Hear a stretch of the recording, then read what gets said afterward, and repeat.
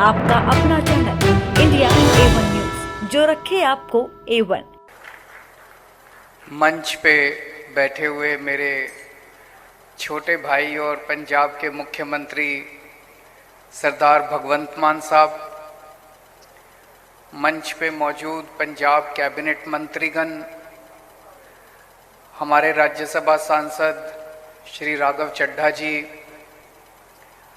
मंच पे मौजूद हमारे सभी MLAs, पंजाब सरकार के सभी अधिकारीगण और आज इस कार्यक्रम में आए हुए सभी भाइयों बहनों, माताओं, बुजुर्गों, बच्चों, आप सबको मेरा नमस्कार, सबको सत श्री अकाल। दोस्तों, आज ये CMD योगशाला का शुरुआत करने के लिए मान साहब ने मुझे आज यहाँ पे आमंत्रित किया। मैं आज बहुत बहुत बहुत खुश हूँ। ये एक नया एक्सपेरिमेंट हम लोगों ने दिल्ली में शुरू किया था। दिल्ली के अंदर गवर्नेंस में बहुत नए नए प्रयोग किए जा रहे हैं।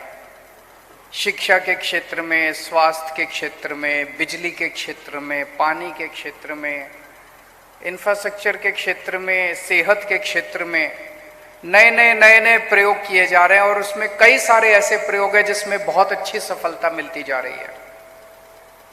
और दिल्ली से सीख के देश भर के अंदर ये प्रयोग जगह जगह फैल रहे हैं। उसी में एक प्रयोग था लोगों को योगा कराने का। तो आज पंजाब के अंदर CMD योगशाला का उद्घाटन किया जा रहा है। अगर आप 25 लोग कहीं भी इकट्ठे होकर योगा करना चाहते हैं, 25 लोग, अगर 4-5 लोग होंगे और उसके लिए टीचर भेजना तो महंगा पड़ेगा सरकार को, तो अगर आप 25 लोग मिलके अपने मोहल्ले के अंदर, कॉलोनी के अंदर अगर 25 लोग मिलके योगा करना चाहते हैं, तो ये जो आज फ़ोन नंबर जारी किया जा रहा है, इस फ़ोन नंबर पे एक मिस कॉल करो और वहाँ पे अपना एड्रेस वगैरह लिखवा दो, नंबर लिखवा दो। पंजाब सरकार आपको फ्री में योगा टीचर प्रोवाइड करेगी। डेली सुबह आके टीचर आपकी सुविधा के अनुसार, जितने बजे आपको सुविधा होगी उतने बजे पंजाब सरकार से एक टीचर आके आपको फ्री में योगा सिखाएंगे। ये आज पहला फेज है, केवल 4 शहरों में आज शुरू कर रहे हैं। फगवाड़ा, पटियाला, अमृतसर, लुधियाना, एम आई राइट? इन 4 शहरों में आज से शुरू कर रहे हैं। थोड़े दिन के बाद जब यहाँ पे स्टेबलाइज हो जाएगा, इससे जो सीखने को मिलेगा, उसके बाद धीरे करके पूरे पंजाब में, हर पिंड में, हर गली में, हर मोहल्ले में पंजाब के 3 करोड़ लोगों को योगा करवाएंगे, फ्री में योगा करवाएंगे।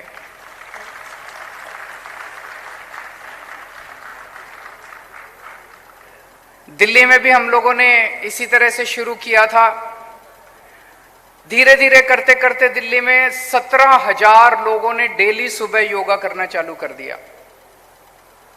17,000 लोगों ने, और लोग इतने खुश थे। योगा से शरीर भी स्वस्थ रहता है, बीमारी नहीं लगती, चुस्ती रहती है। और योगा के अंत में थोड़ा सा ध्यान कराते हैं, मेडिटेशन कराते हैं, सांस की एक्सरसाइज कराते हैं, प्राणायाम कराते हैं, कपालभाति कराते हैं, लोम विलोम कराते हैं। उससे आदमी को बहुत मानसिक शांति मिलती है। तो धीरे दिल्ली के अंदर भी फैल रहा था। और जैसा भी मान साहब ने बताया, एक दिन LG साहब ने दिल्ली के अंदर योगा रोक दिया। कोई बात नहीं, रोक दिया, दोबारा जरूर चालू होगा योगा। अच्छी चीजों को कोई रोक नहीं सकता, है कि नहीं है? अच्छी चीजों को कोई रोक नहीं सकता। LG साहब ने रोक दिया, लेकिन मुझे पूरा विश्वास है दिल्ली में दोबारा चालू करेंगे, कभी ना कभी जरूर चालू करेंगे। लेकिन तब तक ऊपर वाले ने, जब तक उन्होंने दिल्ली में योगा रोका तब तक ऊपर वाले ने हमारी पंजाब में सरकार बना दी, तो हमने पंजाब में योगा शुरू कर दिया। कहां कहां रोकोगे, अच्छा काम तो कोई रोक नहीं सकता। काम रोकने वाले से काम करने वाला ज्यादा बड़ा है। वो काम रोक रहे हैं, हम लोग काम कर रहे हैं, लोगों के लिए काम कर रहे हैं। तो मैं उम्मीद करता हूं कि पंजाब के लोगों को इससे बहुत फायदा होगा। हेल्थ के क्षेत्र में बहुत काम चल रहा है। जैसा भी मान साहब ने आपको स्टेटिस्टिक्स बताए कि 504 मोहल्ला क्लिनिक अलग अलग इलाकों में शुरू हो गए। ये अभी केवल शुरुआत है। 504 शुरू हो गए, अभी अपने को 3-4 हजार मोहल्ला क्लिनिक पूरे पंजाब में खोलने हैं। हर पिंड में मोहल्ला क्लिनिक होगा, गली मोहल्ले में मोहल्ला क्लिनिक होगा। आपका सारा इलाज उसमें मुफ्त होता है। मोहल्ला क्लिनिक में आप जाओ, वहां सारी दवाइयां मुफ्त होती हैं, टेस्ट मुफ्त होते हैं, डॉक्टर मुफ्त होता है, सलाह मुफ्त होती है। लेकिन हम चाहते हैं आपको मोहल्ला क्लिनिक जाने की जरूरत ही ना पड़े। हम क्यों बीमार हों? मोहल्ला क्लिनिक तो तब जाएंगे ना जब बीमार होंगे। हमें अगर योगा रोज करेंगे तो बीमार ही नहीं होंगे, और अगर बीमार नहीं होंगे तो मोहल्ला क्लिनिक जाने की जरूरत नहीं पड़ेगी। तो पहली चीज हम कोशिश ये करेंगे कि आप स्वस्थ रहें, खुश रहें, आपका पूरा परिवार स्वस्थ रहे, खुश रहे, आप बीमारी ना पड़े। लेकिन बीमारी का क्या पता हो, जिंदगी है, कभी भी बीमारी आ सकती है। अगर बीमारी आई तो आपकी अब ईमानदार सरकार है पंजाब के अंदर। वो सरकार आपके लिए जगह जगह मोहल्ला क्लिनिक भी खोल रही है, और आपकी सरकार जितने अस्पताल है, सारे सरकारी अस्पताल, उनको भी बहुत अच्छा किया जा रहा है धीरे धीरे, ताकि मोहल्ला क्लिनिक में तो छोटी छोटी बीमारियों का इलाज होता है। अगर कोई बड़ी बीमारी लग गई तो आपके जितने बड़े सरकारी अस्पताल हैं उनको भी शानदार बना रहे हैं। वहां भी आपका सबका सारा इलाज मुफ्त होगा, चाहे कितना भी बड़ा ऑपरेशन हो, कितनी भी महंगा ऑपरेशन हो, कितना भी महंगा इलाज हो। धीरे धीरे करके पंजाब के सारे सरकारी अस्पतालों को इतना अच्छा कर देंगे कि आपको कोई पैसा देने की जरूरत नहीं पड़ेगी। पिछले 1 साल के अंदर कई सारे काम किए हैं, लेकिन लॉ एंड ऑर्डर में जो काम पंजाब के अंदर हुआ है वो बहुत काबिले तारीफ है। पिछली सरकारों के टाइम पे इतना बुरा हाल था पंजाब के अंदर, लॉ एंड ऑर्डर का इतना बुरा हाल था। जब सरकार संभाली तो पता चला इतने गैंगस्टर्स चारों तरफ, इतने अपराधी थे चारों तरफ। पता चलता था ये वाला गैंगस्टर उस नेता का उस पे हाथ है, इस वाले गैंगस्टर का उस पार्टी का हाथ है, इसको नहीं पकड़ सकते, उसको नहीं पकड़ सकते। हमारा किसी के ऊपर हाथ नहीं था। एक एक करके सभी गैंगस्टर्स को एक एक करके सबको पकड़ पकड़ के जेल में डाला गया। पंजाब के अंदर सुनते थे कितने सालों से बेअदबी का इंसाफ नहीं मिल रहा था। सुनते थे कि बहुत बड़े बड़े लोग उसमें शामिल हैं, चालान पेश नहीं किए जा रहे थे। हमारा किसी से कोई संबंध नहीं था। सरकार आने के बाद जो एसआईटी बनी थी उस एसआईटी को पूरा खुली छूट दी गई, और मुझे बेहद खुशी है कि उन्होंने जितने बड़े नाम थे उन सारे नामों को डाल के और कोर्ट के अंदर चालान पेश कर दिया है। अब आगे की कार्रवाई चल रही है बिना किसी भय के, बिना किसी इंटरफेरेंस के।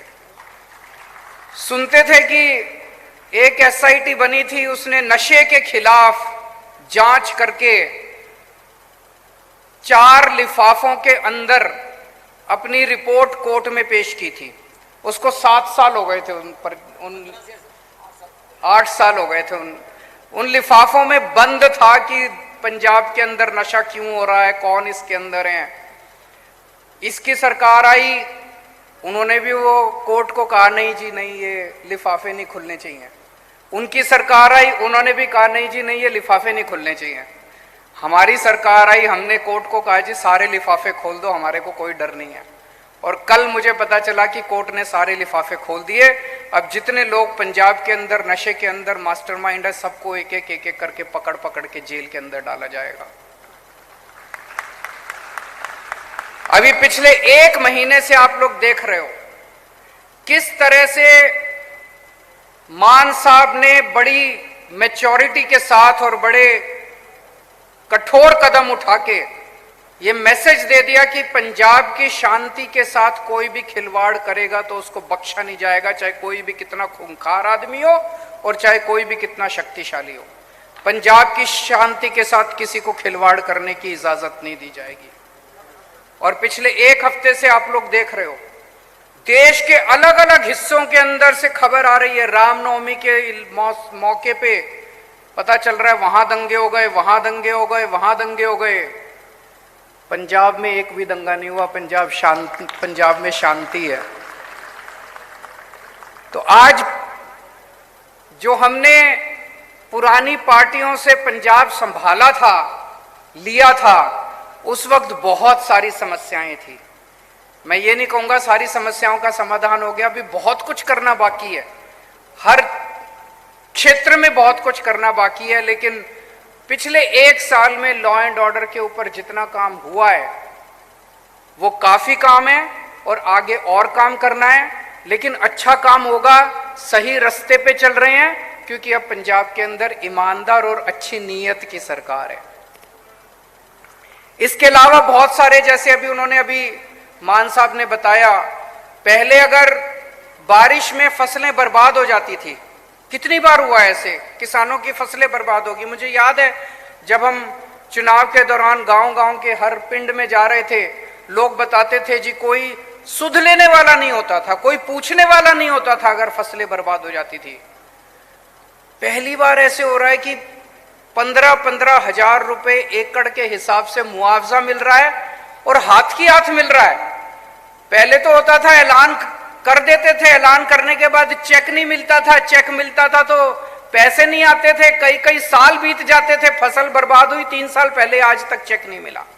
अब हाथ की हाथ आपको चेक मिल रहा है, क्योंकि आपकी अपनी सरकार है, आपके अपने लोगों की सरकार है, आपका ख्याल रखती है।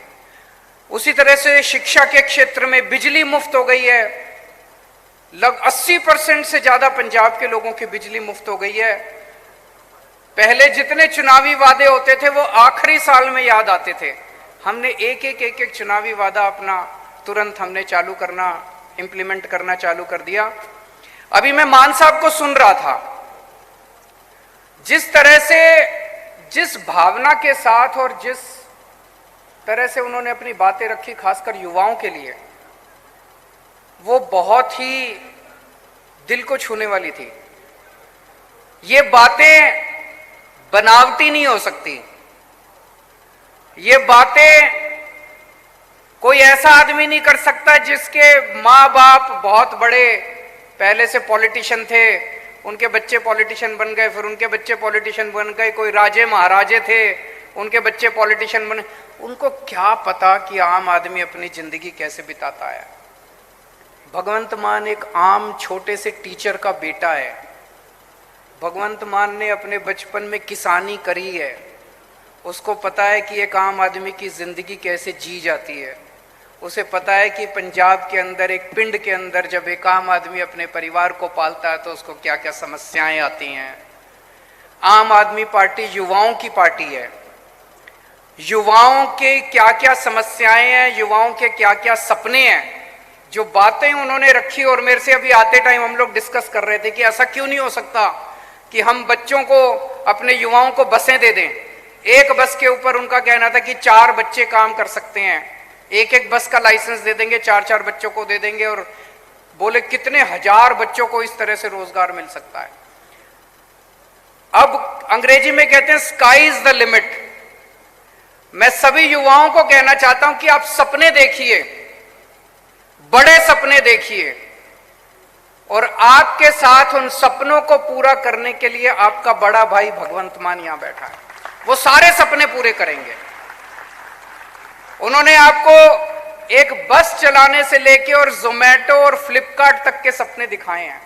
आप सपने देखिए, वो सारे सपने पूरे करेंगे। आपके हाथ में, हम नहीं चाहते कि आपके हाथ में नशे की पुड़िया हो, हम नहीं चाहते कि आपके हाथ में गन हो। आपके हाथ में हम रोजगार देना चाहते हैं, आपके हाथ में हम किताब देना चाहते हैं, हम आपके हाथ में कलम देना चाहते हैं, हम आपके हाथ में विकास देना चाहते हैं। तो ये मौका है ऊपर वाले ने बहुत अच्छा मौका हम लोगों को भेजा है कि एक ईमानदार सरकार आज पंजाब के अंदर है, दिन रात 24 घंटे काम कर रहे हैं। बस आपका इसी तरह से प्यार और आशीर्वाद मिलता रहे। और इस वक्त जितने लोग टीवी के ऊपर हमारा प्रोग्राम देख रहे हैं, सबको मैं कहना चाहता हूं 25-25 लोग इकट्ठे हो जाओ, इस मौके का फायदा उठाओ, योगा क्लासेस को ज्वाइन करो। मैं आपको एश्योर कर रहा हूं बहुत मजा आएगा। अभी शायद केवल सुबह शुरू कर रहे हैं, दिल्ली के अंदर हमने सुबह और शाम को शुरू कर दी थी। महिलाओं को सुबह दिक्कत होती थी क्योंकि महिलाओं को अपने बच्चों को सवेरे सवेरे स्कूल भेजना होता है, हस्बैंड को भेजना होता है, तो महिलाएं शाम को किया करती थी, उनको सहूलियत। तो जो जहां जैसे चाहता था, जितने बजे कोई कहे मेरे को इतने बजे क्लास करनी है, 25 लोग हैं, हम वहां पे उतने बजे क्लास कराएंगे। बहुत बहुत शुक्रिया।